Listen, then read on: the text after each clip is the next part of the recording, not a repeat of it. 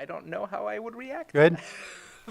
You're cute. Okay, we're going to reconvene at 11:07, 6.7 item, 11 a.m., setting jointly as the Board of Directors of the Lake County Watershed Protection District and the Board of Supervisors, consideration of presentation from the California Department of Fish and Wildlife to discuss Clear Lake Hitch state activities over the last year, including an update from the United States Geological Survey, to discuss latest in-lake monitoring results, and a presentation from the Watershed Protection District staff to discuss accomplishments and programs established as a result of the Hitch Emergency Declaration and the Hitch-focused position allocations in water resources. And we're ready to start the item. Who's going to take the lead? Angela? Yeah, good morning. Thank you. Thank you, Board, for having us here. My name is Angela De Palma Dow. I am a Program Coordinator in Department of Water Resources, and I'm just going to introduce the item today. And so you are going to be hearing a presentation from Felipe Laluz from California Department of Fish and Wildlife, Fred Freire from USGS, and then Chris Childers will be doing a presentation on the county efforts for Clear Lake Hitch. And I just want to start off and give a big thank you for supporting. There's been 2 positions allocated for Clear Lake Hitch programs in water resources, and one is held by Chris as the program coordinator, and the other one is held by Taylor Woodruff. And they are just amazing employees. They really help out with the department on all hitch related, lake related, stream related, anything that's habitat where the hitch are, they are there and they're very helpful. And so we really appreciate the board for allocating those positions. And we're really excited to present to you today on the results and the outcomes and future plans that those allocations have brought to the department and to the greater Lake County environment, particularly around Clear Lake. So I wanted to, Felipe will start, and so I just want to make sure that your mic works and your slides are responsive. And hello? Yes. There we go. Good. Okay. And I will say there's some materials that we've provided to both the board and the public that are available here in the chamber. And there's also materials that are on our website. So if you go to County of Lake Water Resources Department, there's a tab on the left in the blue list that says Clear Lake Hitch on it. Click on it, and all of the resources this presentation are already posted on that website are there if anybody needs any information about the hitch. So are you ready, Felipe? Yes. Okay, take it away. Thank you so much. Thank you, Angela. And I want to just express my gratitude to the Board of Supervisors and all the great staff at Watershed Protection District. We know that Clear Lake Hitch has been a big effort, Clear Lake Hitch conservation, and appreciate the time and resources that you all have dedicated to this. So as Angela said, my name is Felipe Laluz. I'm a senior environmental scientist with the Department of Fish and Wildlife. And I'm going to update you on 3 kind of large components of our hitch conservation efforts. First, I'm going to give an overview of our department monitoring results. Later, Fred will present the USGS data. I'm going to talk about some of the outcomes of the Clear Lake Hitch Summit that we hosted in 2024 and provide some background information. And I'm going to provide an update on the conservation strategy. And I'm not sure if you all would prefer to kind of, they're kind of big chunks. I've put transition slides in. And if you prefer to ask questions at each section, that's fine with me. Or if you prefer to save them towards the end, I'm flexible. Diving into the CDFW surveys. So we use 2 surveys. Well, 3, only 2 are being presented here, and I'll talk about the third one in just a second. We use a visual survey to monitor adults moving into tributaries. This is only conducted in tributaries in the Big Valley during the spring. This survey started in 2014, and it's a visual count at 21 fixed locations in tributaries. So this is not a fish in hand kind of survey. We just go and count and identify them. We also used an electrofishing survey. So we take a boat out within the lake, run an electrical current through the water, and net the fish that we collect. Those fish are all measured and identified. This samples shallow water within the lake. So close to shore, typically less than 9 or 10 feet. That's the effective distance. And I just want folks to know the caveats, what sort of limitations we have with these surveys. Again, this survey is conducted in spring. It started in 2019, and it's at 4 fixed transects, so 4 kind of rows that we sample throughout the upper arm of Clear Lake. These are not absolute population counts. Fish populations are notoriously difficult to measure, because they swim away, they die. So these are more applicable as indices that we could use over long-term trends, to observe long-term trends. They count juveniles and adults hatched in previous years. We currently do not have a method we don't have a study to observe larval fish that are hatched in that year. So the data that you're seeing, you have to take that into account, that these fish were hatched in previous years. So for example, fish that we detect in 2023 are at least 1 year old. That's one of the limitations of our surveys. And all these surveys started after the species was threatened. So after a pronounced decline was noticed, and after the Fish and Game Commission determined that the subspecies, is likely to become at risk of becoming extinct in the foreseeable future. So jumping into the visual surveys, again, this graph on the right just kind of shows the raw count. We do note that in 2023, we did see a record number of fish observed during this survey. The highest number was 2,548. Something interesting that popped out, and this is summarized in the table below, with the number of tributaries in which fish were observed and the number of actual fish counted, is that the number of tributaries occupied by fish varies with hydrology. And this makes sense. In many cases, some of these tributaries were dry as early as March, so of course fish cannot occupy them. But there is kind of a, more to the story than more water means more fish. And we could see in some years, 2014, for example, they occupied 2 tributaries. There were over 1,000 fish counted. In 2017, a very wet year, they occupied 5 tributaries, but less than half than in 2014 were observed. So there is some nuance to this data that we still need to sort out. But basically, if we can keep water in these tributaries, the fish are able to move within them and occupy them, spawn, and hatch. That's kind of my take-home point for the visual survey. The relative population estimate. So this is a more complex index, whereas the visual survey is just a raw count. We use a mark recapture method. So this is using the electrofishing data. We collect fish. Our district biologist collects fish, marks them, usually with a hole punch in the tail, so a physical mark. They are then released back into the population, and then we do a second sampling 2 weeks later. And this happens, I believe, 10 times throughout the season, depending on conditions and resources. So based on the number of recaptures, we could use these 2 mathematical methods, the Schnabel method and the Schumacher-Eschmeyer method, to calculate an estimate of abundance. Again, not an absolute count of fish, but an estimate. And we also calculate confidence intervals. And I know all the statisticians will cringe when I say this, but it's a rough estimate just to show that we're confident that our estimate falls within these bounds. In 2023, a lot of folks latched onto the 1.3 million number. So that used the Schumacher-Eschmeyer method, and we see here in 2023 under SEM, 1,289,481. But just keep in mind that this was has some pretty wide error bars, so raised it up to 7.7 million as far down as 70,000.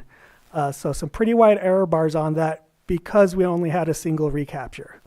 So our confidence in the estimate is affected by how many fish we recapture. So that just kind of helps determine the range of values that the population might, that we're confident the population is. In 2024, so 2023, we captured 999 fish with 1 recapture. 2024, we captured 969 fish with 0 recaptures. So we were unable to calculate a population estimate. Still had good catch.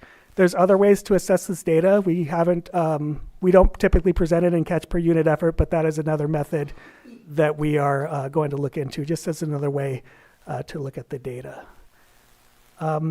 And finally, we have our draft population target. This is described in the draft conservation strategy. This was developed by our district biologists. We have received some feedback in it, which is why we're calling it a draft population target, because it does, science is a conversation. Things need to be revised. But just to point out, it's based on 3 criteria: a visual survey count greater than 8,360, a relative population estimate greater than 75,000, and it being the 5th most abundant fish in the general fish survey. So in 2023, we did meet the population estimate criteria, but we did not meet the visual survey criteria. 2024, we did not meet any of the criteria. So I know there's been a lot of talk of 2023 being a rebound year. It still did not count towards our population target. For us to reach this population target, all 3 of these criteria are to be met for 6 consecutive years, which is the kind of upper end of the lifespan of a hitch. So if we get good numbers in all 3 of these criteria for 6 consecutive years, we're confident that the population is doing much better than we've observed in recent history.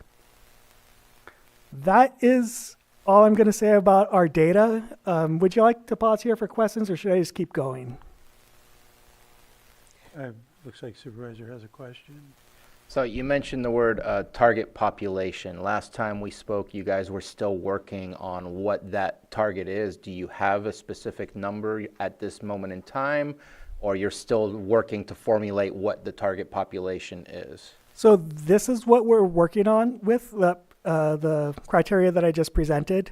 The feedback we received is there's concern that it doesn't account for traditional harvest. And that is one of the criteria that we want to incorporate. That's going to take some work because we don't know how many fish are needed for cultural and traditional practices. Ultimately, we want to get the fish delisted so that folks can take them as needed in a responsible manner. But we don't have, it has not been revised since the last time. Okay. I'm thinking, but yeah, thank you. Yeah, and I understand it, and I'm happy to come back and, give frequent updates as, more questions come up. Okay, I could move on to the task force and summit now. Oh, yes. Sorry. I had went to the thing at the Summit. summit. Okay, and then the Symposium. meeting, the symposium, that was the word I was looking for, and then the movie.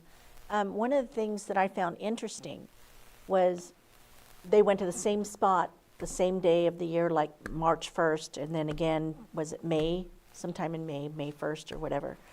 And they had admitted or stated that the fish may have already went through like the week before, and they weren't able to count as many because they didn't know to meet at that spot on May 1st. So these numbers, they are flexible, correct? Yes, and with any data collection, there is variability. So with the visual survey, our district biologist it's repeated visits. So we go back and visit the same spot in a standardized method. Fred uses a slightly different methodology. Both are good science, but we want it to be standardized, and that's the important thing. So there's a concept called observation bias. And so if we say like, oh, well, there's a bunch of hitch in this stream, but if we only observe them when there's lots there, then we're not getting the full picture. I see. Yeah. Is there a way to tag any of them like we do? Yes, so we do use bark recapture for our population estimate.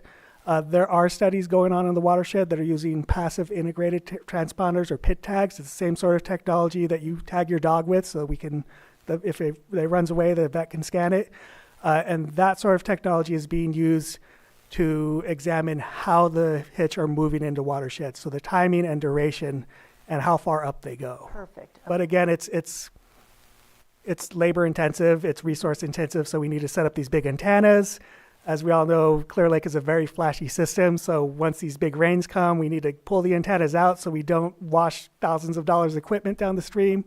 But we do have a pilot study in collaboration with Haba Motel Pomo of Upper Lake to examine fish movements using pit tags. Perfect, thank you. Any other questions? Okay. I know it's a lot. So moving on to the task force and summit. So my primary role is the facilitator of the task force.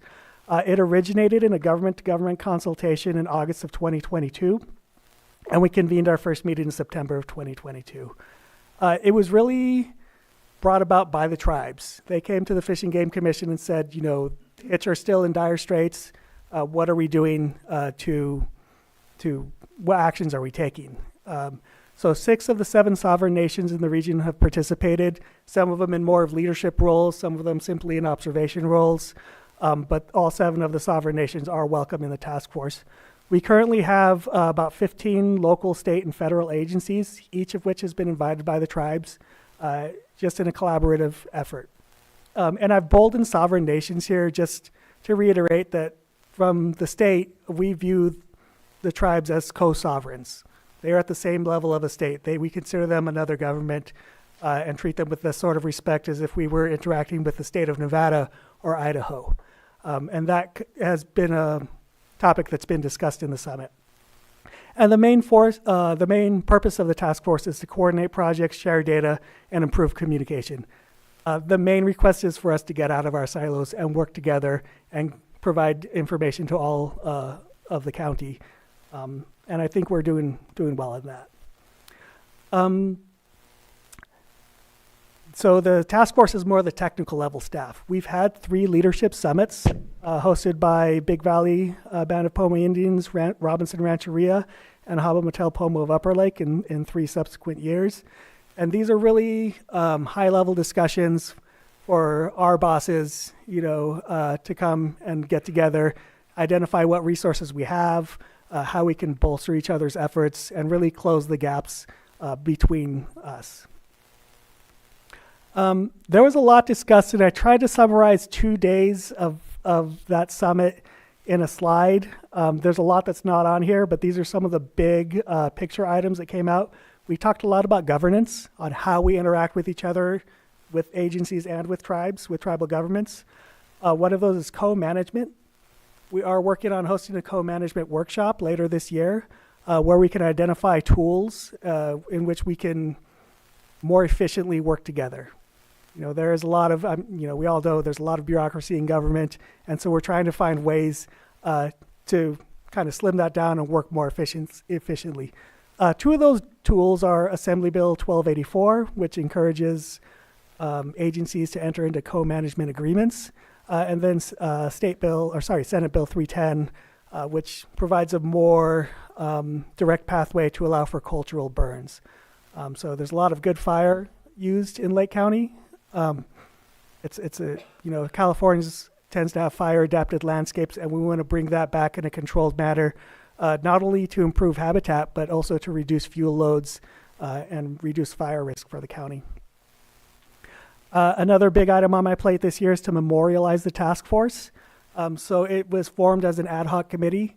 We want to formalize it, provide structure and a charter that folks can look at and go like, okay, well, these are what these guys are up to, just to improve transparency and provide some more structure to the conversation.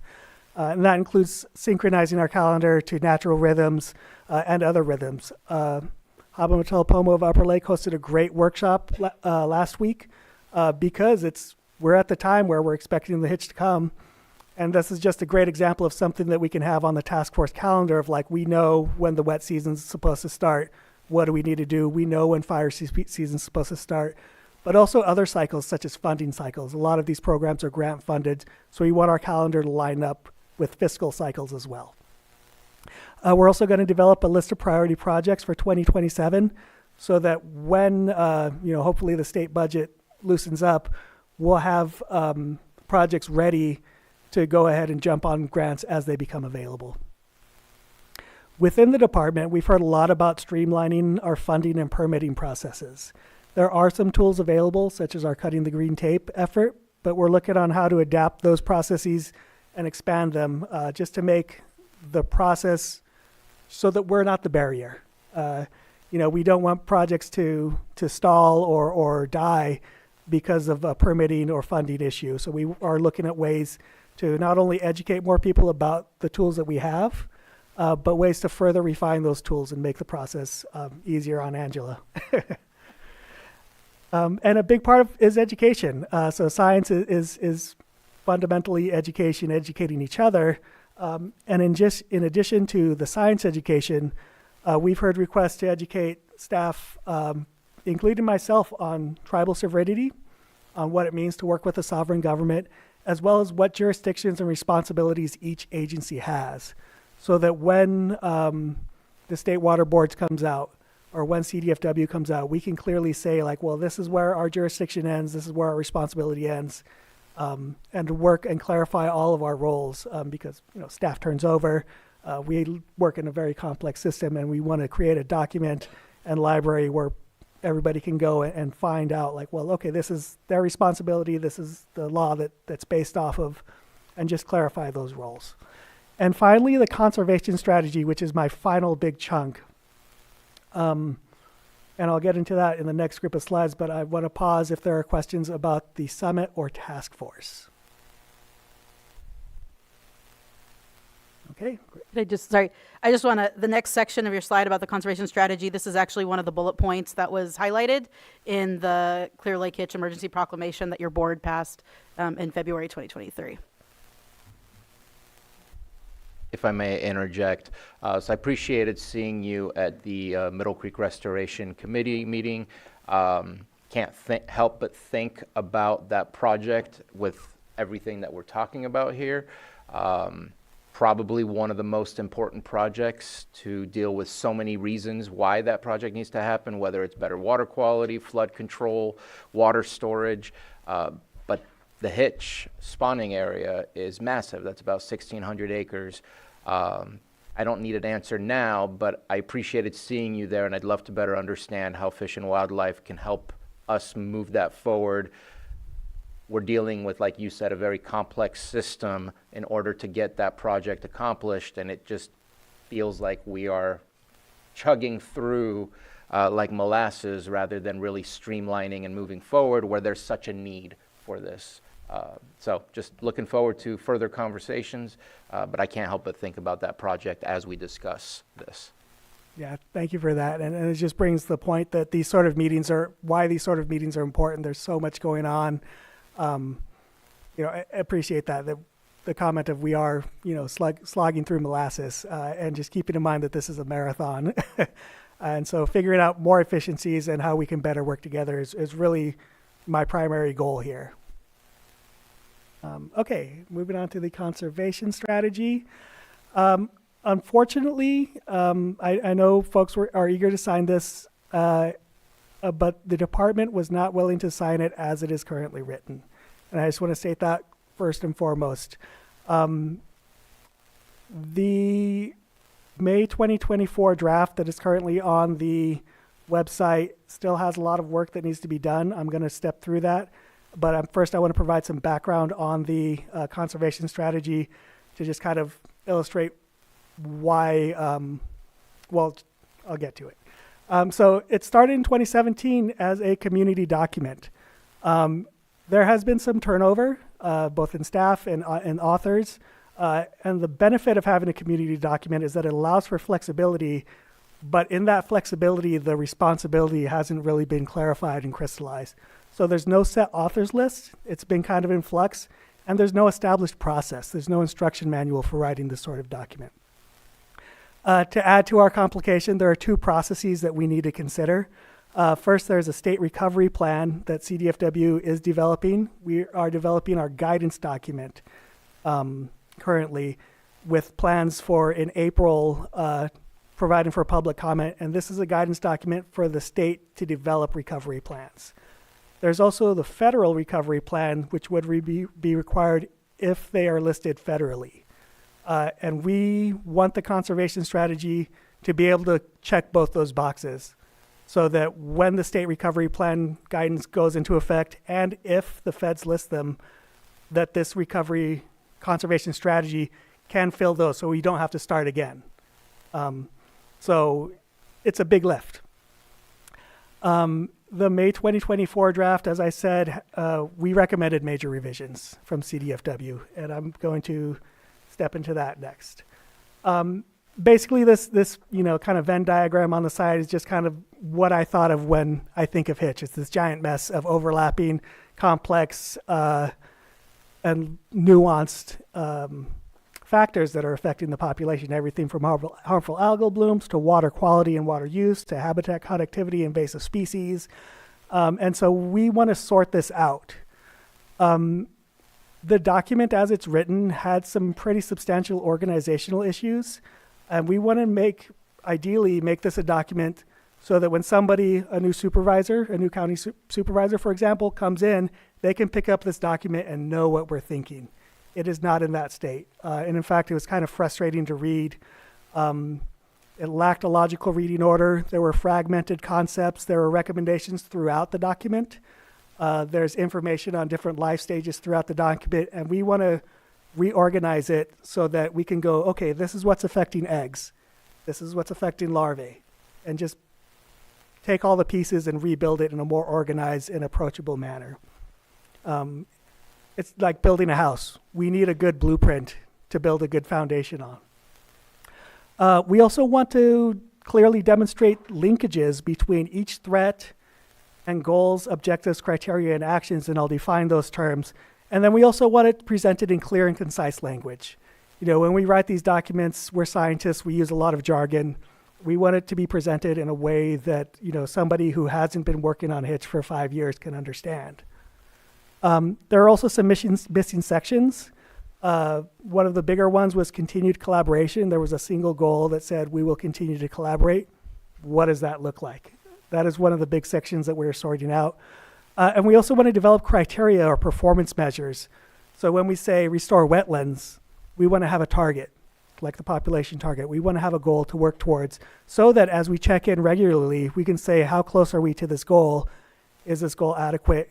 That's the scientific method, and that's how we are approaching this. It also lacked a timeline for update, review, and reporting out. We had sort of a verbal agreement that we would do annual reports and a 5-year review.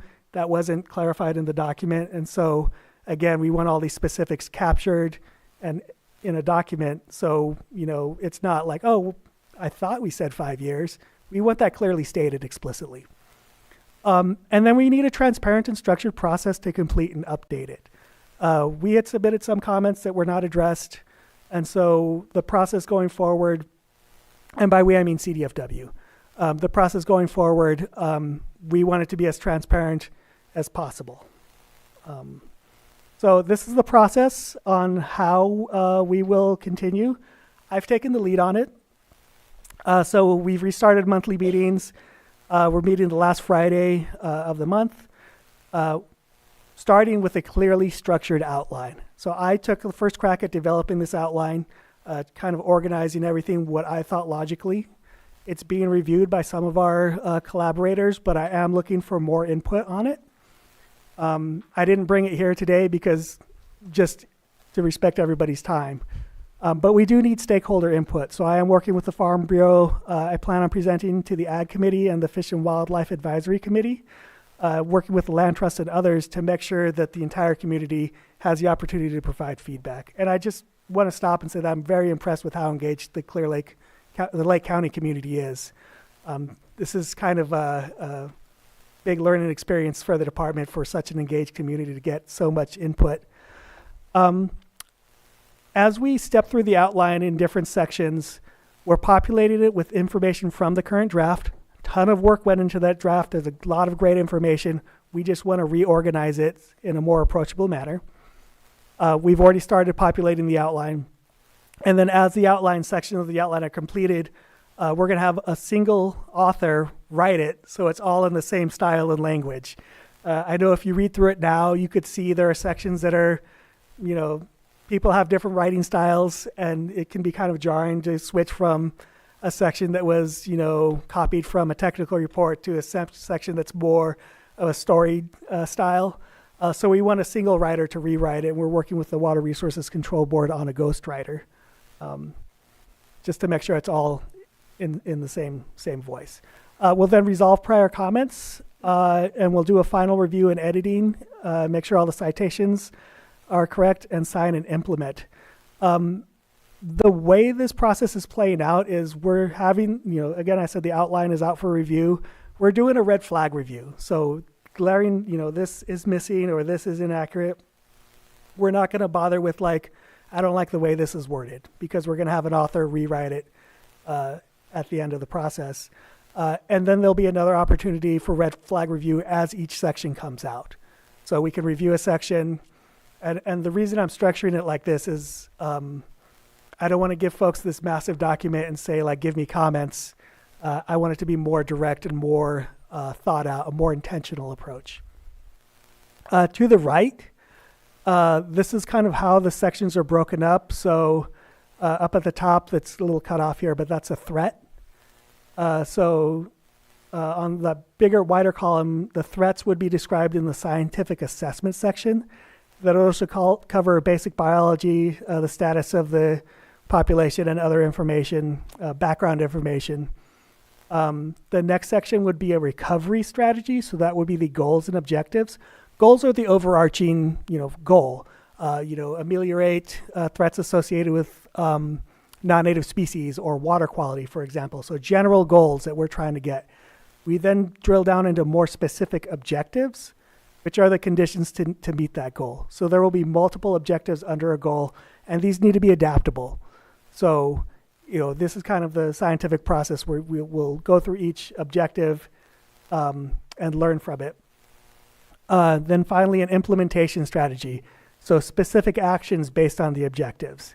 If the objective is for example, the goal is to address non-native species. One of the objectives could be carp management or, predation and competition. A specific action could be the carp management program that's currently underway. And then we need to develop criteria to identify like the biomass of carp that we would need to remove or some sort of goal. And then I put that arrow going back, just a reminder that this will be an iterative process, that as we learn more about this, of even what's feasible, we'll go back and revisit our goals, objectives, and actions. And that, I believe, will be on a 5-year time step. And that's all I have. I know that was a lot, and I'm happy to answer any other questions. I put my contact information up here so members of the public can reach out directly to me if they have questions. But CDFW is a big department. There are other email addresses for specific questions. And if you don't know who to contact, reach out to me and I'll put you in touch. Any questions from the board right now before we move to the next section of this? No. No? Okay. Thank you, Felipe. We're going to do a chair swap here. And next we have Fred Fyra from United States Geological Survey, USGS. And he's going to talk about the in-lake sampling from 2024. Everything look good, Fred? You ready? Looks good. Okay, thank you. Yeah, good morning, supervisors. Thank you for having me here. Pleasure to be here in front of you. So my name is Fred Fyra. I'm a research fish biologist with the U.S. Geological Survey, the California Water Science Center. We're based out of Sacramento. And we got involved because the USGS is the science and research arm of the Department of Interior. And as you know, the U.S. Fish and Wildlife Service is considering listing the Clear Lake Hitch as well. And so they enlisted our help starting in 2017 to generate information that could help contribute to the decisions that they need to make about listing the species and critical habitat designations and things like that. And it would more broadly help the entire community that needs to make these decisions. So we have been monitoring the status of the population of Clear Lake Hitch within the lake since 2017.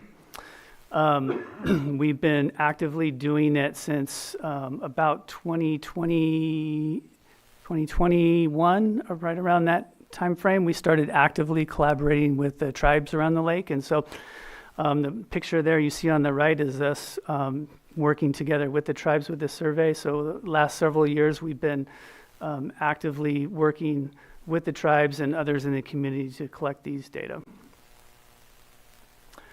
So we conduct our work a little bit differently than the way CDF&W does. And so what we do is we do a survey entirely within the lake. And we do this for a couple of reasons. We do it during the summertime after the fish have completed their reproductive cycle. And so all the fish have returned back to the lake. So we have somewhat of a closed population. So we're confident that we're getting a representative sample of the entire population and we're not missing fish as if we were, for example, if we were conducting our survey while the fish were migrating upstream and spawning, we would be missing those individuals. And so that's why we do it when we do it. And the way we do it is kind of old-fashioned. We set out nets and we collect fish in the nets. We happen to use gill nets. That's the best way to actually capture these fish effectively. We do really short duration sets so that we can be careful with the fish and release them alive. And the map there shows you all the sites that we have sampled with these nets within the lake since the start of the survey. And so we've got a study design that if you guys have questions, I can talk a lot more about. But the way we approach the sampling is that this fish occupies the lake from bottom to surface, from shore to shore. They are literally everywhere within the lake. And so we need to effectively sample that full range of the habitat in order to get a representative sample of the population so that we can then say something about the abundance of this fish from year to year. And these two plots I'm showing you here are the two key pieces of information that we generate from the data that we get from our surveys. The plot on the left is a time series of the abundance of the fish that we collect. And you can see on the x-axis there, we go from 2017 through 2024. We did not do any work in 2020 for a lot of the same reasons that nobody else did any work in 2020. And on the top panel are the adult fish, and on the bottom panel are the juvenile fish. One thing that is very similar to the CDF&W surveys that Felipe mentioned is that the juvenile fish that we sample are the fish that are actually vulnerable to our sampling gear. So we don't collect the little tiny babies that have been born that year. We collect fish that, the smallest fish we catch are about 1 year of age, but they're not sexually mature and reproductive yet for the most part, and so that's why we call them juvenile, and we separate those out from the adults. And you can see there's some variability there where early in the years, or in the early years, catch rates are much higher for the most part than in the later years. And the data there, the mean CPUE, that's basically just a catch per unit effort. So what we do is we do not estimate an actual population size. We're not doing a true census. We are taking samples of the population and getting an index of relative abundance from year to year. So we can tell you how many more fish are in the lake 1 year versus another year, but we can't tell you an absolute number of how many fish there are in the lake. Getting that number is really difficult and would take just a tremendous amount of resources. And it's just so far it's been infeasible to be able to do something like that. The more important plot's probably the one on the right because it's got a little bit more information in it, because what that's showing you there is for the same years that are vertically oriented this time, the size distribution of fish in our samples. And so I was telling you earlier, the smallest fish we catch is about 1 year of age, and so that's on the millimeter scale, about 130-ish millimeters in length. And the fish grow to about 14, 16 inches in length. That's kind of the maximum size on the right there. And there's some key things that you should take away from this plot on the right here. And so in the first year that we did our survey in 2017, what you can see is that there's a lot of individual juvenile fish in the population and relatively fewer adult fish in the population. It looks like I used to have some red lines on this plot. It looks like they didn't carry through, but just about 200 millimeters is where that juvenile and adult break point is. So if you can kind of take the 200 mark and just draw an imaginary line all the way up to the top, that's kind of the differentiation between the juveniles and the adults. Fast forward to 2018, you can see very few juveniles in the population, but that juvenile population from 2017 grew up and transitioned into those adults that you now see in 2018. You can see how that mode shifts over. Same thing for 2019, very few juvenile fish, and those adult fish transitioned into another older year class, but you can see those numbers dropped way back down. And you can see that continues all the way into 2022, and 2022 is leading into 2023. That's when we came and spoke to you guys previously about these results that we saw transitioning from relatively good numbers to pretty low numbers into 2022. And that's when a lot of the alarm bells went off for everybody back in 2022, because For some context on how bad 2022 was, in 2017, we caught as many as 72 individual fish in one of our net samples. In 2022, we caught a total of 6 fish in the entire survey. So we went from, you can kind of eyeball it on the plot on the left, but we went from averaging about 1.5 to 2 fish per net sample to 1 to 2 fish per 30 net samples in 2022. So the numbers were really depressed, and that was causing a lot of alarms for a lot of folks, and that's one of the factors that contributed to the emergency listing that you guys did. And then comes 2023, and that year had us all scratching our heads. What in the heck happened here? And you saw from Felipe's presentation that the Department of Fish and Wildlife saw a similar uptick in individuals in their surveys in 2023. And the bottom line is we don't know what happened in 2023 that resulted in all of these fish. We have some hypotheses and some ideas, but we're all collectively trying to figure out what exactly happened. One thing that I am perfectly confident in is our sampling abilities. And so we have, we've done a lot of evaluations of our sampling methods, and we feel pretty confident in their ability to detect changes in the population from year to year. And CDF&W has done the same thing. And so this was quite a surprise, and it's something we're still scratching our heads about and trying to figure out. But transition down to 2024, those numbers that we saw in 2023 did not result in really large numbers of fish in 2024. Like you see that transition from 2017 to 2018. We don't really see that in 23 to 24, which suggests a couple things. Among others, that survival within the lake was probably pretty poor for both the juvenile and the adult fish that we saw in 2023. So there's a lot of factors suggesting that perhaps the lake was inundated by some fish from outside of the lake in 2023, but we don't know that for sure. We're trying to figure that out to see if that's one of the possible explanations here.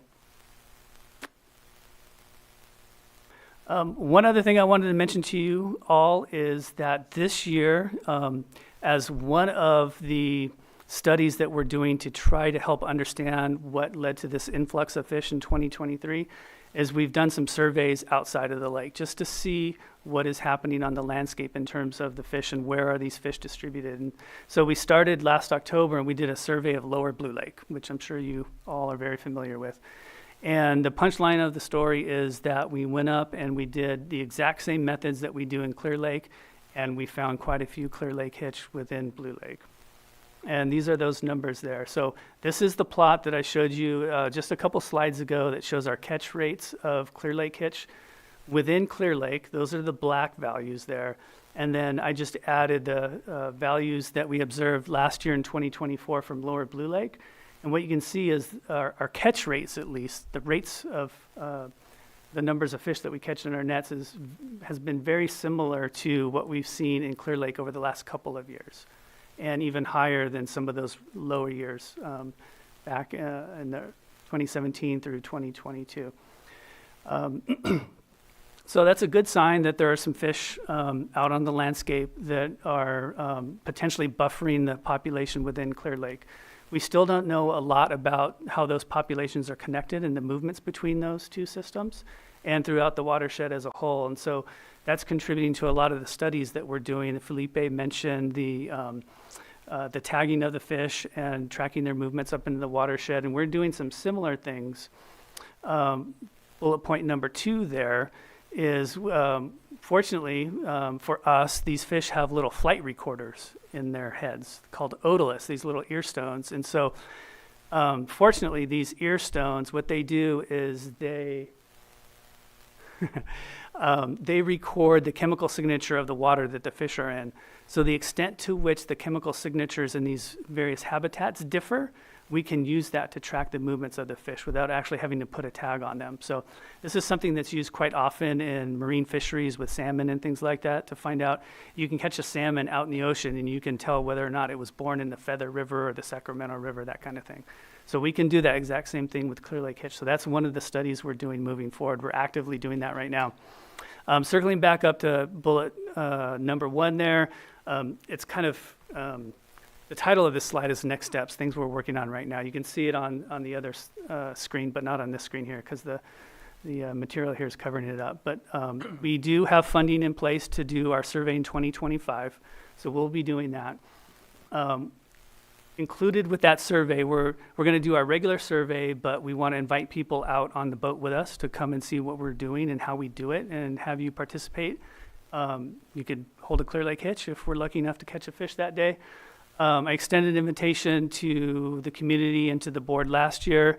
We had nobody from the board happened to be able to make it that particular time, but just know that there's an open invitation for everybody to join. I mentioned bullet point 2 there, and then 2 other bullet points here just really quickly. We're collaborating actively with members of the community, CDF&W, the county, the tribes, and others on a variety of efforts here, working on data synthesis and summaries to try to really capture what we've been able to gather in terms of data and information on Clear Lake Hitch and put it all together and see what kind of story it's really telling us. And then we're also working on some proposals and some activities to try to generate even more information that's going to help us and the county and the resource agencies to make their decisions. So my contact information is up there at the top. Matt Young, my colleague, unfortunately he's been ill for a few days, so he was unable to make it. But you're welcome to reach out to either one of us if you have any questions. Thank you. Thank you. Any questions at this point from board members before we go to the next section? Supervisor Sabati? Let's just go to the next section. Okay. Okay. Hold my question. We have one more presentation. Thank you. Yes.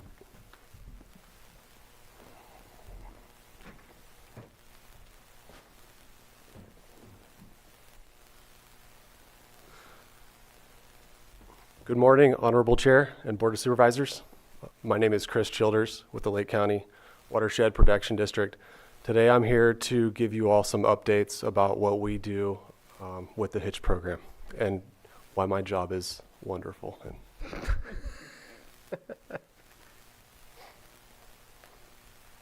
So first off, we're going to start off with a timeline, just so everybody is on the same page. So in 2014, the Clear Lake Hitch was listed as threatened under the California Endangered Species Act. Then in 2021 through 2022, there was a local call for action in response to low spawner observation counts and also low in-lake counts. In 2023, the Board of Supervisors declared a proclamation of the existence of a local emergency due to drought, habitat loss, and potential extinction of the Clear Lake Hitch. Also in 2024, the Board of Supervisors renewed this proclamation. In 2025, the U.S. Fish and Wildlife Service proposed to list the hitch as threatened, subject to a 60-day comment period, which we are currently still in. The picture on your right there is Copsey Creek. So this slide is very important. It takes an army to make this happen. It takes many partners working together to accomplish a common goal. With the support of tribal, local, state, and federal agencies, we're able to work towards this goal.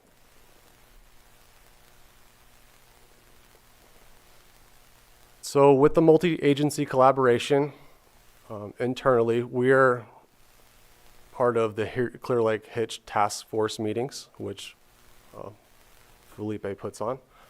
We're also involved with the Clear Lake Hitch Conservation Strategy Writers. So Angela and myself are a part of that. And something new that has come up is the Clear Lake Hitch data synthesis meetings, where we're compiling data from many different agencies and trying to get something out of that.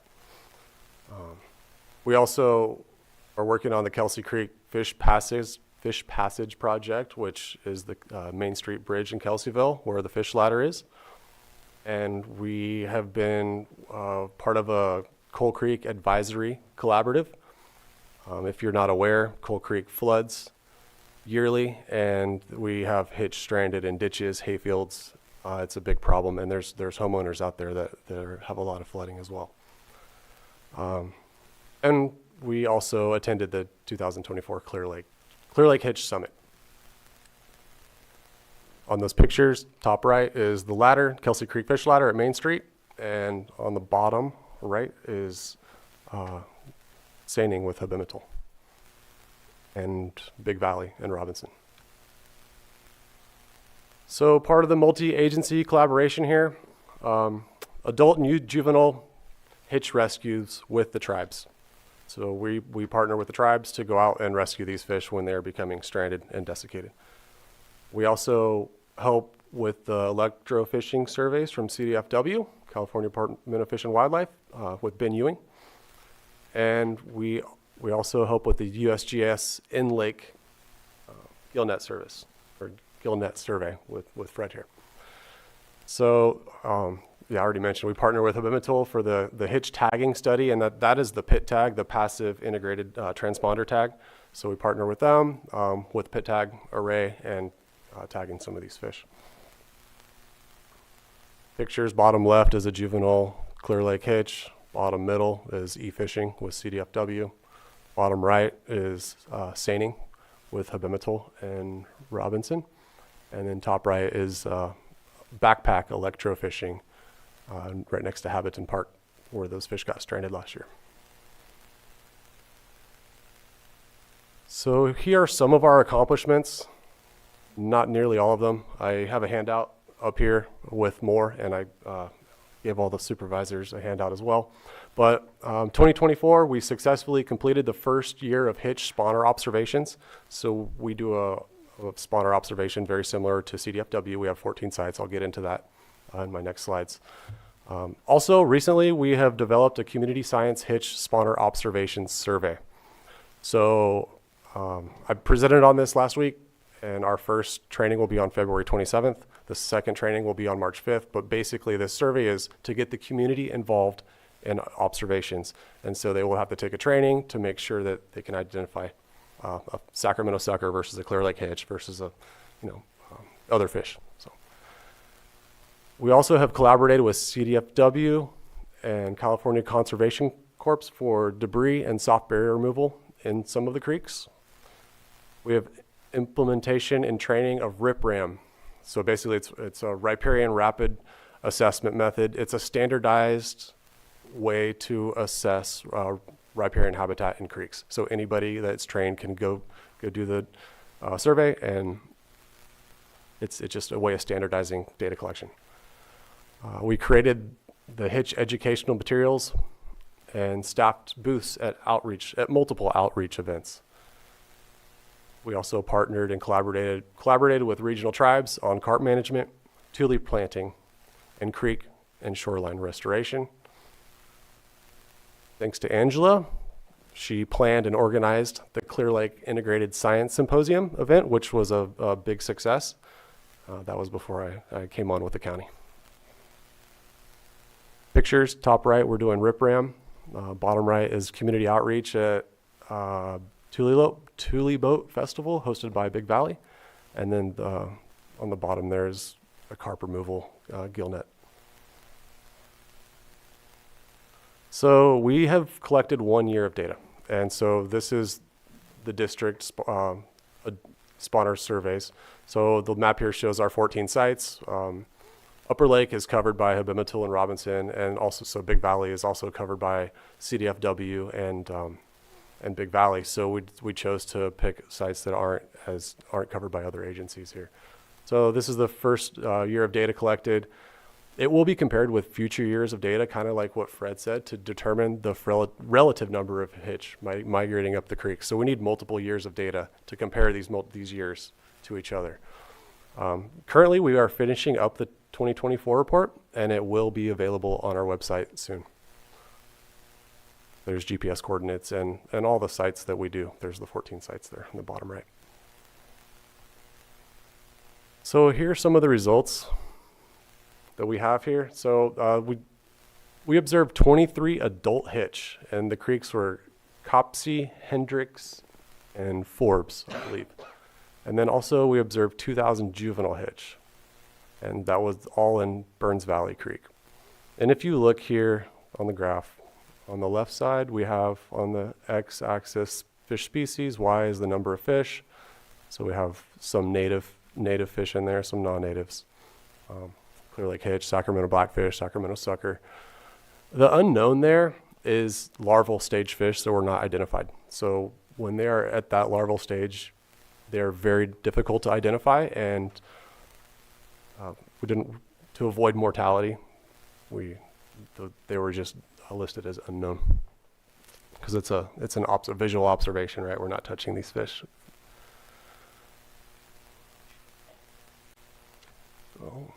So our 2025 goals, we'd like to launch our community science hitch spawner observation survey, which that's going on right now.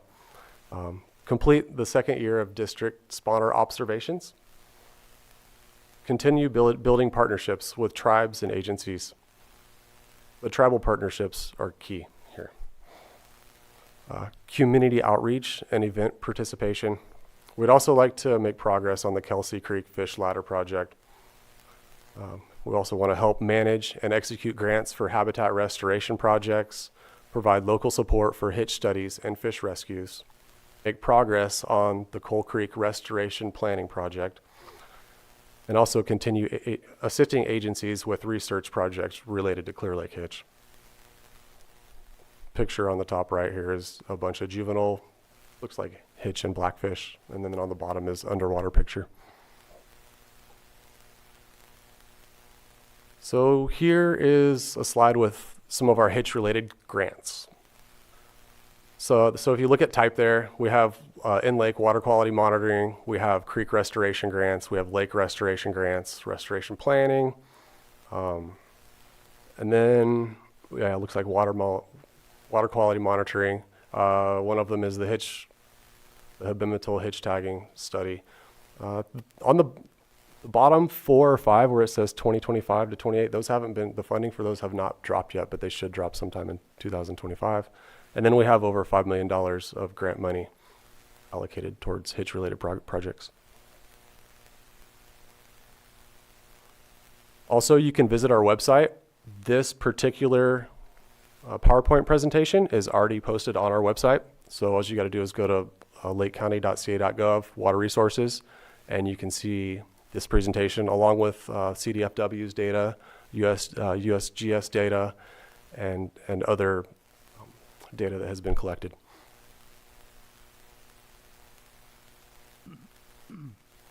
And here's how to contact us. My email's on there. Also, Taylor Woodruff, who is the technician, her email's on there. And then you have Water Resources email, which didn't come out right. Any questions, comments? Thank you. I believe Supervisor Pyska is first. Well, Angela, thank you for bringing this update to us. A lot's happened in the last couple of years, and I remember in those conversations the things that we asked for. We wanted to see more collaboration, we wanted to see enhanced communication, we wanted to see strong partnerships, we wanted to see action items, we wanted to see plans, we wanted to work on the hitch strategy, like all the things that we asked for are in motion now. So I just really want to thank all of you because it is a big ask, it is a heavy lift, but to see the coordination and collaboration with all of these partners doing it together, I'm just really excited. The investment that we made with the two positions in water resources has been key because on the county side, we never had that capacity to do the things on top of the regular work that you all have to do. So this is a big success for me, and I just can't tell you how happy I am to get this update and to see all this progress and the $5.3 million in grants. That's incredible. We knew we had to be able to share the data. That was one of the biggest issues. We had no data. We had lots of pockets of data in different areas with different partners, but to have that data synthesized so that we can actually go after the grant funding and look at all of the different factors, right? It's so many different things, and we've had huge success cleaning out the creeks and working on the diversions. And so thank you. Thank you for this presentation. I'm really looking forward to taking a deeper dive with that, the Ag Advisory Committee and Fish and Wildlife, because I think it's really important that get this out to the community. We have really engaged community members. And the project for the observations is an excellent way to get people involved. And I know, there were some efforts in that in the past, but again, it's getting that uniform program, training, data collection. All of those are the pieces that are really needed to make sure that we can activate those community members that are out there. So thank you so much.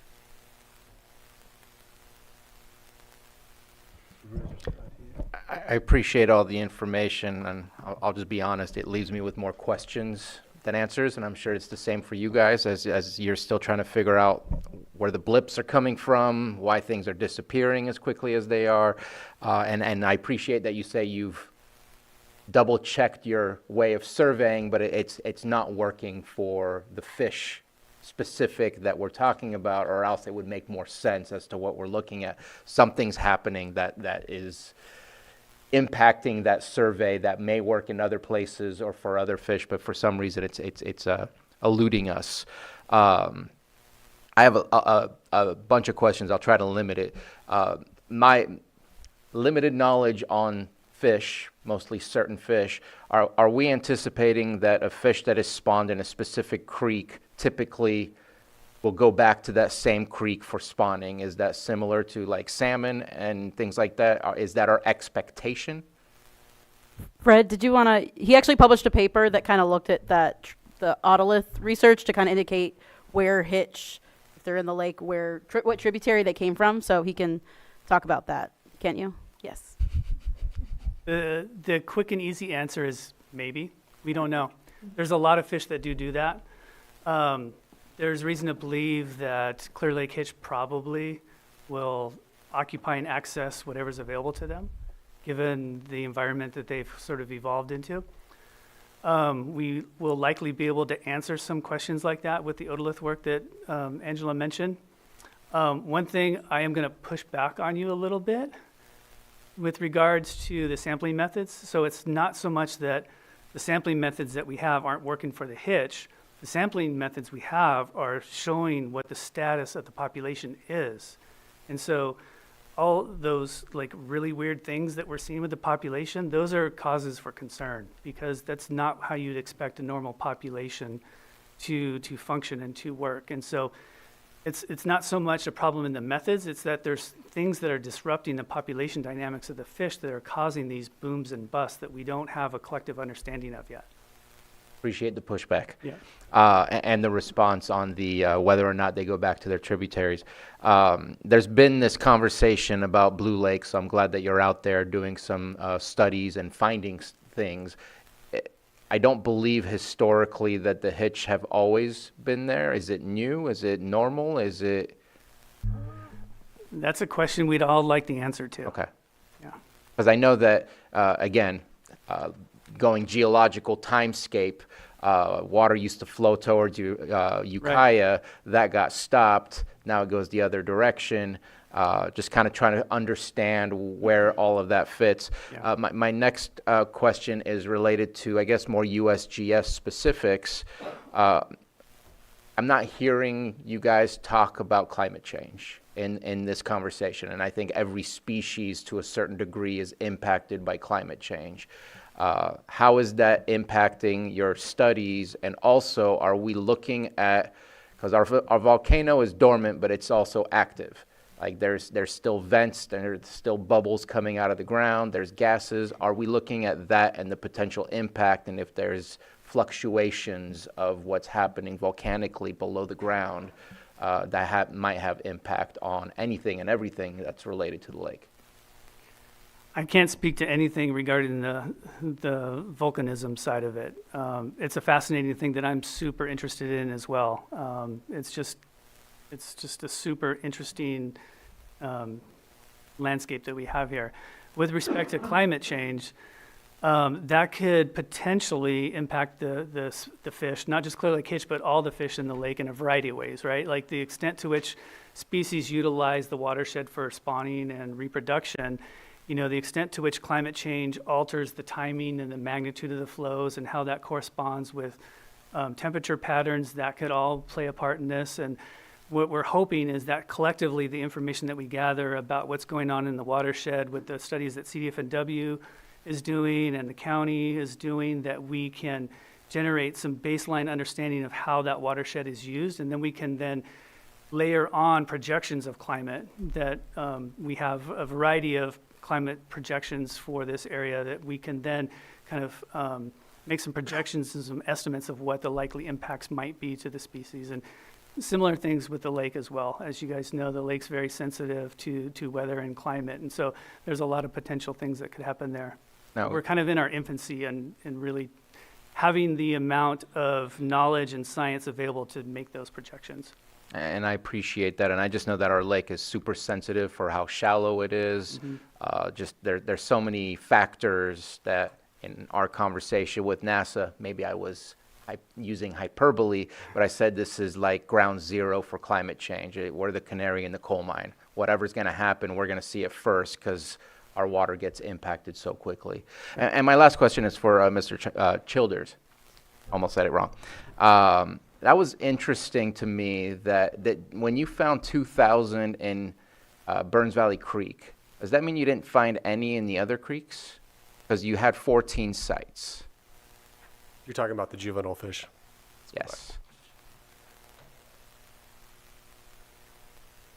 So yeah, the 2,000 juvenile fish, those were actually, those were with 2,000 Sacramento blackfish in Burns Valley Creek, so they were together. But that wasn't a complete survey of all the creeks, and you only found that in Burns Valley Creek? Correct, the juvenile fish were only found in Burns Valley Creek. So I'm hearing you're working on Coal Creek, and I'm wondering, are we maybe focused, not on the wrong thing, but is there any focus in the South Shore area on where maybe they're already focused on due to whatever changes that have led them to be more into those creeks? Not that they've never been there historically, but I'm hearing about cleaning up Kelsey Creek, Coal Creek, Adobe Creek. I have yet to hear any projects regarding Burns Valley Creek. Is that in the future, if that's where the numbers are currently based on at least one survey, that doesn't mean that's going to be the same for the next survey, are we missing something that we're not doing? So we do our visual spawner surveys down there. I do know that Ben Ewing with CDFW just did a fish passage project on Schindler Creek, which was right under the bridge there, so to make passage easier. I will take note on that, and I think it is wise to do restoration down there. I know there's a couple of fish ladders there, that they can move, and I don't know if either one of you all has any other information. Maybe, okay, Felipe? Also, we prioritize some of the restoration projects and streams based on how many fish rescues are needed. And there's currently not a need for fish rescues in Burns Valley. It's all the water's in the creek. Whereas Coal Creek, there is no creek bed. So all the water goes out of the creek, and so all the fish get stuck outside of the creek and require a lot of resources, basically save them and get them back in the lake or the creek. So that's why that's a priority, and that's why the focus, at least now, is on that project. And then because there is so much localized flooding and water quality impacts, it's like a multi-benefit project, which means it's more competitive for grants, and we can get more oomph for the amount of funds for that project. So that's just why that one is prioritized. But we have other projects that do address passages and issues within the creeks. And just to clarify, I'm not asking to move projects. I was just curious. I had not heard of anything down there, so not trying to reprioritize. I think everything needs to be looked at. Yeah, and that's sort of the big challenge with the conservation strategy is everything is high priority, and there's only so many of us. So these two positions that the county has provided are very useful, and we're leveraging them as much as we can. And I just want to, it's tempting that when we see one big number that we latch onto it, The same thing happens when we release a population estimate. We see like a big number, but we have to look at it a whole picture. Look at the bigger picture and look at more data over time. So with the additional coverage that the county's providing with the spawner surveys and the citizen science effort, we're going to get a better understanding of trends throughout the entire watershed, which will help us inform our management efforts, where we're directing our resources. So, when we see a big number, pause and take a breath and think about it in a broader context. Supervisor Owen, did you still have it? I'm not Okay.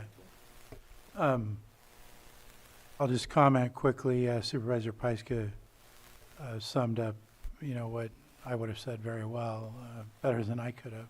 So I just wanted to say good job. I appreciate the collaboration with all the agencies working together with the tribes and all of the communication. And I look forward to seeing continued progress.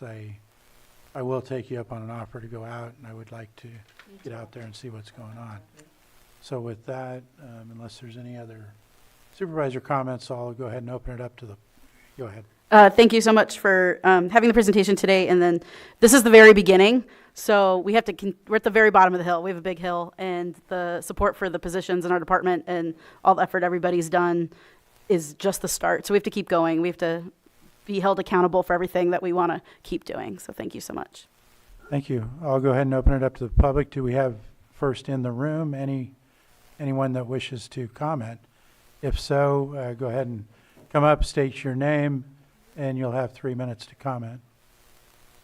Hi, I am Taylor Woodruff. I work with Chris Shielders, the hitch technician. I just wanted to chime in real quick about the Burns Valley site. So a lot of the sites that we monitor are a little bit further up in the watershed, and juvenile hitch tend to school with juvenile blackfish a lot closer to the lake and the openings of the mouths of the tributaries, and that spot specifically is along Lakeshore Boulevard over there. So it's really close to the lake, if that adds a little bit of information to that site specifically, which is why we only saw the School of Juveniles there and not higher up on the other sites. But I just wanted to chime in real quick. So Appreciate it. Thank you. thank you. Thank you, Taylor.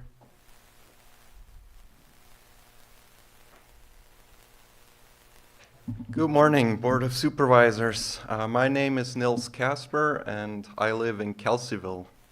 First of all, thank you for taking up this issue and really talking about the Clear Lake hitch and all the effects that we have seen over the past years.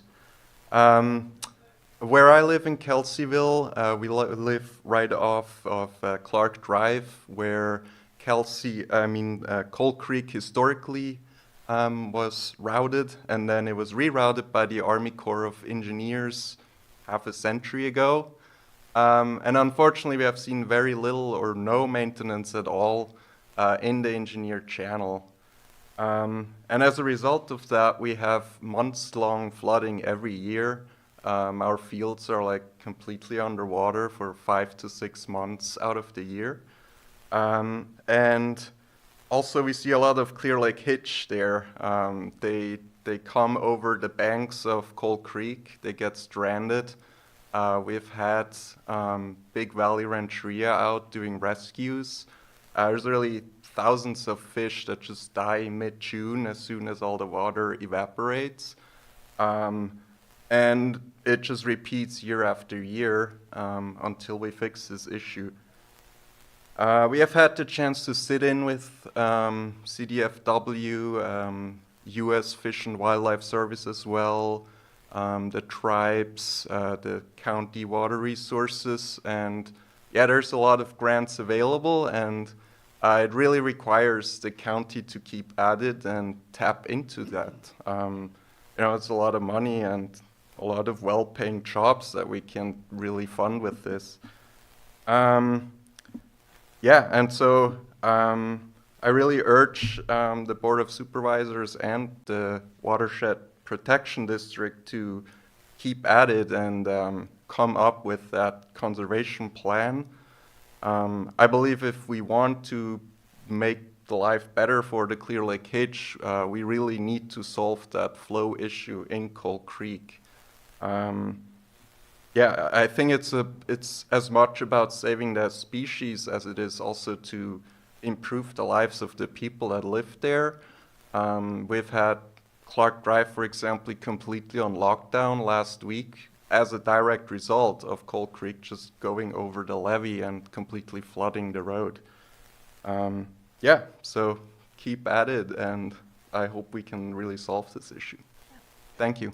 And thank you, Nils, for documenting everything from the area. It's been really important for all of us, and your emails have been really helpful to just keep letting us know that that is a problem. And I appreciate that you've been working with staff and attending the meetings, because I mean, just the amount of work that's happened in Coal Creek since we started getting those emails is incredible, and we're just going to keep working on it. Thank you. Yeah, we have a lot more pictures, and we're happy to send out more pictures as well from this year. Thank you. Thank you. Do we have, I see Mr. Green coming forward.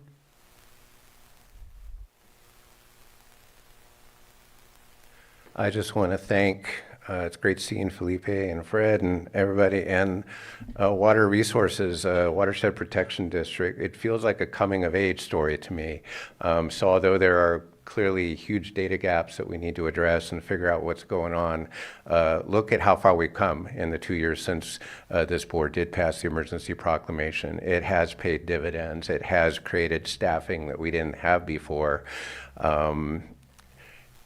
And when I was a rookie soup, I didn't quite understand, oh, Watershed Protection District, it's the county. We actually use the word county a lot, even when we're talking amongst ourselves. But the Watershed Protection District is a unique and distinct legal entity with its own charge. And now that we have provided some staff, it is so great to hear the state agency saying we're leveraging on county staff, because we were kind of a non-starter 2 years ago. We had plenty of questions and all that, but we didn't have the ability. So to see the Integrated Science Symposium, to see 2 new hires that are dedicated to this hitch, it's just a wonderful thing. So if there's any cautionary tale in there, it's the fact that grant funding as a whole on the national level, probably going to be some big questions on there. So again, to stay the course, some level of continued local funding, I think, is hugely critical, and I hope Watershed Protection District will be forthcoming in any needs that they identify if the grant funding were to dry up. Because just if you dry up a stream, you can't get hitch up there. If we start seeing grant funding dry up, this Clear Lake Hitch conservation strategy, which was a specific call out in our emergency proclamation, sounds like we're a couple years out from getting it done, is going to be harder to do. So just shout out to all the people involved. I apologize for all the dumb questions I've asked over the last 2 years. I'm still going to be asking about game fishing. But feel free to ask those dumb questions yourselves, and let's all do this together. But thank you all for doing what you've done so far. Thank you. Thank you, Mr. Green. Any further comment? Are you able to come up to the mic, Joan?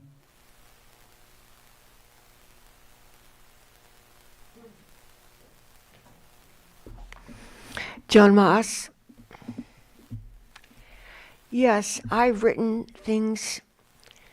Specifically, I wrote for the groundwater research, and a wonderful woman in the water department published, and I've lost it. And I gave it to Lars, and he didn't read it. He said he gave it back. I had some questions. What I want to know is how the word mercury stopped being mentioned, and instead they mentioned and tested for that other, I can't think of it right now, and they're still measuring it. And about the dead cats years ago, I have some speech problems and some emotional problems, but I'm determined, just listening to the couple words, to find these things and bring them up. So thank you. It turned in, instead of mercury, it's called something else. And I can't think of it. But I really appreciate what you're doing. I want to read your study. The EPA changed the name mercury to what other thing you test for? What was it? Are you speaking of methylmercury? I'll come back with more words. and more for preparation. Thank you. Thank you for your encouragement. Thank you, Joan. Hello, Board. My name is Daniela Santana, and I would just like to express my gratitude to Water Resources staff specifically. But I also want to mention you guys need to be willing to empower the rest of the county departments because it doesn't only fall on Water Resources staff. A big problem, Supervisor Sabatier, you were asking, are the hitch, have they always been in Blue Lakes, in Lower Blue Lakes? Well, I don't know if you guys have driven the Scotts Valley Road corridor and seen some of the infrastructure, but it allows for overland flooding. So all of these streams are usually connected. Scotts Creek will flow in to Blue Lakes at a certain lake level. I would encourage you all to take a field trip and go look at the stormwater infrastructure around all of the tributaries in every district, because it's not only a problem in Coal Creek, it's a problem in Upper Lake, it's probably a problem down on the South Shore too. But that's another big picture ticket item that it needs to be looked at. We can only do so much in the creeks. We can only collect so much data.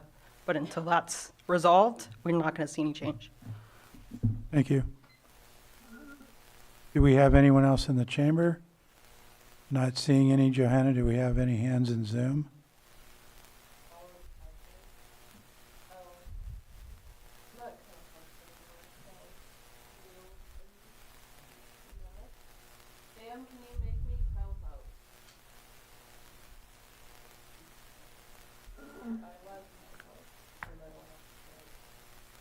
Can I have a comment for the last public Sure, comment? Thank sure. you. The Watershed Protection District is receiving a grant from the Blue Ribbon Committee administered through California Natural Resource Agency. It's about $700K to assess stormwater infrastructure around the Clear Lake Basin, and that'll be coming available for contract in July. It's been approved for funding, and it's through Prop 4 line item for Clear Lake. And the goal of that grant is to kind of identify some of those areas that Habimatol's EPA Director, Daniela Cazares, pointed out. A lot of this infrastructure is, close to 75 years old when there was only resort community living here. It is undersized, it's not adequate, and it contributes to water quality issues. And so this grant is to go out and identify where are the high priority stormwater infrastructure to replace and have some plan designs built in. So just FYI, that's coming down the line to identify some of these areas. Thank you. Did that take up some time? Okay. Are you Alan Fletcher? Go ahead and speak. You'll have 3 minutes.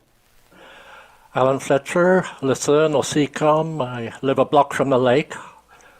I can give you a clue about the status of Canocti, derived from the Science Symposium, which was an amazing event.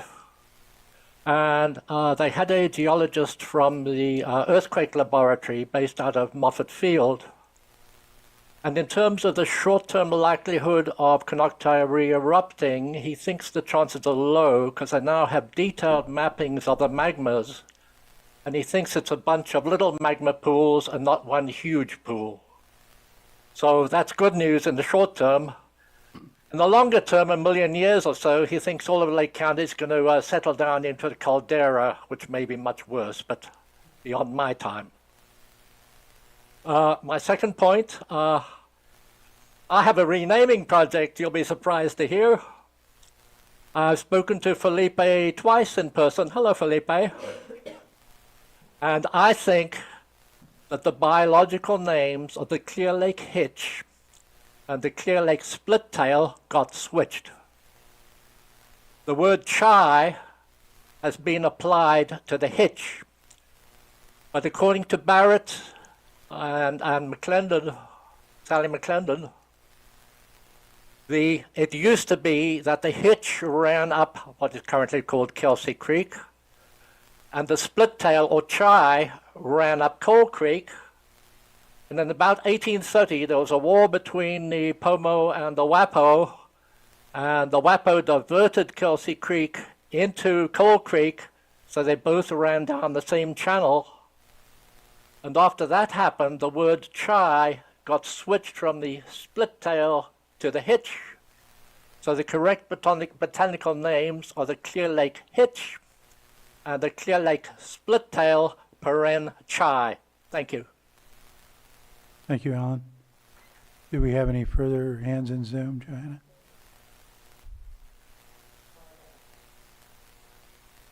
Okay. Donna, go ahead and unmute, and you'll have 3 minutes. Hello, Donna Mackwitz. I live in Clear Lake Oaks, and I'm also with Redbud Audubon Society. A Supervisor Sabatier mentioned Burns Valley for hitch, and I'd like to share Schindler Creek has spawning hitch with rescues, and historically, as recent as 1975, hitch were found in the Clear Lake Oaks High Valley Basin in holding ponds off Schindler Creek tributaries.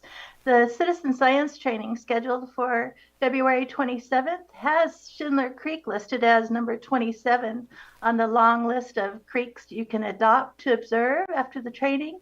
And I believe Burns Valley was on there also. Supervisor Rasmussen, you might recall. And I encourage anyone watching this or spread the word to join in the citizen science monitoring. And a great big shout out to Water Resources, Angela, Chris, and Taylor. Great job with all the partners, especially the tribes. And I think Fred might be able to comment on how far the hitch travel. I believe I read once that they can spawn up to 10 miles upstream. Thank you. Thank you, Donna. Yeah, go ahead, Fred. Go ahead. Go ahead, Fred. I don't know that we really know how far they can go upstream other than the observations that we made. And I don't know what those limits are in terms of, where we've observed fish and what that distance is to the lake. But we've all seen them in places where we haven't expected to see them. So I would never count out a hitch on getting anywhere. One other thing, if I may, there's been a lot of talk about water resources staff, and I just wanted to speak to your investment with the positions and the power and everything you've given the water resources staff. And I've had the pleasure to work with a lot of people throughout my career now, and your staff here is easily one of the best, most collaborative, most cooperative group of people I've ever worked with my entire career. They're fun. They're fun to work with and to be with. And a lot of it comes from Angela's leadership. And Angela has a reputation. That reputation is just being an amazing person who's super energetic, who's the person to go to and talk to. And I just wanted to, as an independent kind of outsider, just relay those thoughts to you guys, because I think it's very important, and they're doing a fantastic job. Thank you. Thank you. Johanna, were there any other hands? No other hands in Zoom, so I'm going to go ahead and close public comment and bring it back to the board. I believe this is a report, or I'm sorry, Supervisor. No worries. That's a current? Okay, go ahead. I just wanted to say that the Clean Water Act is very important to make sure our storm drainage is dealt with appropriately. It needs to drain in the right places, and it needs to drain as clean as possible. That's something that I know that Ms. DePalma-Dow is also in charge of with Water Resources, and leads our committee for Clean Water Act. And it's slow and steady. We are making progress, but you're right. We need to do a whole lot better than that. I was not speaking about the volcano erupting. I'm just talking about the things that we already know are continuously happening below ground. So I just want to make sure that people aren't getting nervous. But you're not an outsider. You've been here a very long time. You've studied our lake. You're working with us. So thank you for what you guys do, and appreciate the collaboration that I'm seeing right here. Yeah, I just want to follow up with, we are all talking about the hitch, and the hitch is how this conversation started. But as Nils brought up, this really is the health of our county, the health of our watershed, the health of our lake. And the hitch are an indicator of that. And so we put all this time and energy into studying the hitch, but the greater goal is to really make sure that we're maintaining the health of our entire county and for the populations that live here, and every other industry that's here. So it is a really, it's a broad focus, but we are talking about the hitch, but it does, bring us up to a place where we're looking at sustainability for the future and through climate change, as was brought up by my colleague. So thank you all, and thank you for giving our staff such a great shout out. Thank you, board. Thank you to our guests, Fred and Felipe. Thank you for attending, driving all the way up here today. We really appreciate it. Thank you. We'll go ahead and conclude this item. And I know we're behind, but I think it's time to take an hour lunch. Thank you, that was really fun. Excuse me, what? It was really nice of you. Yeah. Let's take lunch. And I think I seen you, weren't you with the symposium? I was, yes. Yeah. So we'll come back at 1:40? 140? 1:40? Yes, and I'm excited. I'm going to take them up on going out.